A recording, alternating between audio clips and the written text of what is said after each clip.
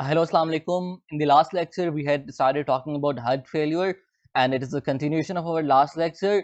So मैंने आपको बताया था कि हार्ट फेलियर के अंदर हार्ट जो है वो ब्लड को प्रॉपरली पंप नहीं कर पा रहा होता और हमारी बॉडी की ऑक्सीजन डिमांड जो है वो पूरी नहीं हो पा रही होती.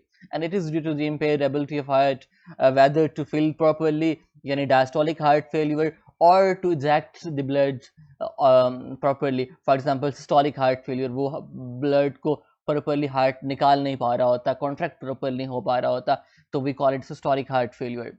And it is a syndrome, as I told you last time, that it can be due to multiple causes. It may involve the right ventricle, or it may involve the left ventricle, or it may involve the both ventricles. As I in the last video I told you that right ventricular failure eventually वो left failure की तरफ उसने जाना ही होता है. Right. So if we talk about the heart failures, there is a systolic heart failure जिसमें हमारे पास क्या होता है, ब्लड की प्रॉपर पंपिंग नहीं हो पा रही होती, हार्ट जो है वो सिस्टोल के अंदर प्रॉपरली नहीं जा पा रहा होता, तो कार्डिक आउटपुट हमारे पास जो है वो कम हो जाता है, और जो हमारे पास इजैकुलेशन फ्रैक्शन है वो 45% से कम हो जाती है. Then we do have a diastolic heart failure. अब डायस्टोलिक हार्ट फेलियर में क्या होता है, हमारे पास हार्ट प्रॉपर जो है वो रिलैक्स नहीं हो पा रहा होता. अगर प्रॉपर रिलैक्स नहीं होगा तो प्रॉपर हार्ट को टाइम नहीं मिलेगा फिलिंग का. So it is due to cardiac hypertrophy और the stiffening of the myocardium, जिसकी वजह से रिड्यूस फीलिंग होती है. But the important thing is that इसमें कार्डिक आउटपुट और आपकी इजैकुलेशन फ्रैक्शन जो है वो it's can be normal. Right. Then we do have high output heart failure when the demand of body is so greater. For example, अगर आप hyperthyroidism के अंदर हैं या आपको एनीमिया है, तो आपकी बॉडी की डिमांड जो है वो बढ़ गई है. एनीमिया के अंदर ऑक्सीजन प्रॉपरली ब्लड कैरी नहीं कर पा रहा होता, तो प्रॉपर ऑक्सीजन नहीं मिल पा रही होती. या हाइपरथायरॉयडिज्म में क्योंकि आपका मेटाबॉलिज्म बढ़ जाता है, तो आपकी ऑक्सीजन डिमांड बढ़ जाती है. सो हार्ट तो आपका प्रॉपरली पंप कर रहा होता है, बट क्योंकि आपकी बॉडी की डिमांड्स बढ़ गई हैं तो वो पूरी नहीं हो पा रही होती, तो आपकी बॉडी फिर भी हाइपोक्सिया में जा रही होती है. So that even with the increase cardiac output it is sufficient, आपकी बॉडी जो है वो मीट नहीं कर पा रही होती, वो इनसफिशिएंट होती है जो ऑक्सीजन मिल रही होती है नॉर्मल हार्ट के साथ. So that is called high output failure. Then if we talk about causes, अगर causes की बात करें, so there can be multiple causes. As I told you in last video, it can be due to congenital heart disease, और hypertension की वजह से हो सकता है, या कोई arteriosclerotic heart disease हो, या बंदा MI के अंदर गया हो, valvular heart disease. So there can be many reasons, and it is a syndrome. It is not a single disease, right? Furthermore heart failure में हम लोग किस तरह मैनेज करते हैं, हम इस तरह मैनेज करते हैं कि हम चाह रहे होते हैं कि प्री लोड और आफ्टर लोड आपका कम हो जाए. अब प्री लोड से मुराद जो है वो हार्ट के अंदर कितना जो है वो ब्लड आ रहा है आपके पास, आपके हमारे पास क्या कहते हैं, आपके हार्ट में कितना ब्लड आ रहा है आपकी वेंस के थ्रू इनटू योर हार्ट, तो that's called pre load. And after load हम कहते हैं कि आपके जो आपका लेफ्ट वेंट्रिकल है, आपके लेफ्ट वेंट्रिकल को जब वो ब्लड को पंप कर रहा है, तो पंप करते वक्त उसको कितनी जो है वो आर्टीरियल प्रेशर के अगेंस्ट जो है वो फोर्स लगानी पड़ रही है. So that's called after load.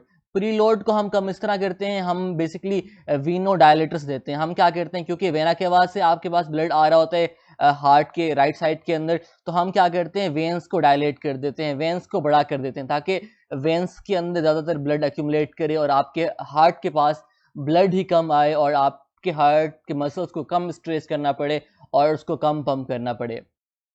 ठीक है, that's called pre load. After load को हम इस तरह कम करते हैं, क्योंकि आप के ब्लड को जो है वो आर्टरीज में जाना होता है, तो हम क्या करते हैं, आर्टीरियो डायलेटर देते हैं. ऐसी ड्रग्स देते हैं जो आपकी आर्टरीज को डायलेट करती हैं. जब आपकी आर्टरीज डायलेट करेंगी तो आपके लेफ्ट वेंट्रिकल को जब वो सिस्टोल में जाएगा तो उसको कम फोर्स के अगेंस्ट पंप करना पड़ेगा. So that we call it after load. तो when we manage heart failure, हम कोशिश कर रहे होते हैं कि आप प्री लोड और आफ्टर लोड को प्रॉपर्ली मैनेज करें, right. Furthermore, so if we talk about drugs, there are some drugs जो हम देते हैं जो आपकी कॉन्ट्रैक्टाइल पावर को बढ़ाती हैं. We call those drugs positive inotropic drugs. For example digoxin, digitoxin, ओबान. So these are actually cardioglycoside and these are positively inotropic drugs. ठीक है, ये कार्डियोग्लाइकोसाइड्स हैं. ये आपके पास क्या कर रहे होते हैं, ये आपके पास सोडियम पोटेशियम एटीपेज को ब्लॉक कर रहे होते हैं basically. And I will tell you the mechanism in detail when we will talk about one by one these drugs. तो इसको ब्लॉक कर रहे होते हैं. Furthermore we do have phosphodiesterase inhibitors too. एक तो ये कार्डिक ग्लाइकोसाइड आ गए पॉजिटिव इनोट्रॉपिक में। सेकंड नंबर पर हमारे पास आते हैं phosphodiesterase inhibitor. Phosphodiesterase basically enzyme क्या कर रहा होता है, 5 फास्फोडाइस्टरेज एंजाइम ये कर रहा होता है कि वो आपकी साइक्लिक जो हमारे पास जीएमपी है उसको साइक्लिक एएमपी में कन्वर्ट कर रहा होता है। तो हम चाह रहे होते हैं कि हमारे पास जो साइक्लिक एएमपी है वो हमारे पास कम ना हो। बेसिकली हम चाह रहे होते हैं उसको कन्वर्ट ना किया जाए या उसको डिस्ट्रॉय ना किया जाए, क्योंकि साइक्लिक एएमपी जितनी ज़्यादा होगी उतना आपका हार्ट ज़्यादा कॉन्ट्रैक्ट करेगा। So these are actually phosphodiesterase inhibitors, and these are also the positively inotropic drugs. For example, Mildron, Enamidron. So these are names. Then we have beta agonists, beta adrenergic agonists. For example, if we talk about dobutamine, ये beta 1 receptor agonist, selective beta 1 receptor agonist है. Furthermore, dopamine, ये selective beta 1 plus ये D1 and D2 agonist है. So ये क्योंकि beta 1 receptor आपके heart के muscles के ऊपर होते हैं तो वो हार्ट की कॉन्ट्रैक्शन करवाते हैं. So these are actually positively inotropic drugs, right? सो हम एक तो ये दवाइयाँ देते हैं, इसके अलावा we do have some drugs which does not have positive inotropic effect. For example हम डायूरेटिक्स देते हैं, फॉर एग्जांपल थायराइड डायूरेटिक्स और फुरसमाइड डायूरेटिक्स और स्पाइरोलेक्टोन।